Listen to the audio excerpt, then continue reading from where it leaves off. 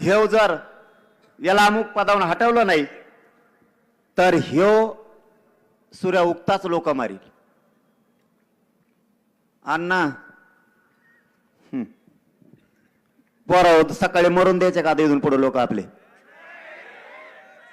आता तुम्ही नुसतं नक्त लावा मग तुम्हाला कळण कसे कुत्र्यासारखे सालटे निघत अंगाचे. आता एवढं सोपं नाही. मुख्यमंत्र्याला या धाराशिव नगरीतून आमचं आव्हान आहे. या समाजाने तुमच्यावरती विश्वास ठेवलाय. तुम्ही कुटुंबाला शब्द दिला एकही आरोपी सुटणार नाही. सगळे 302 खाली येतील. सगळ्यांना मोका लागल.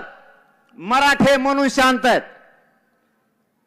परभणीतल्या सोमनाथ सूर्यवंशीला सुद्धा न्याय मिळाला पाहिजे.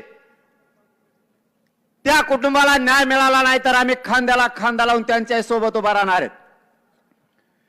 जर या कुटुंबाशी मुख्यमंत्र्यांनी दगाफटका केला तुमचा सरकारचा कार्यक्रम संपला.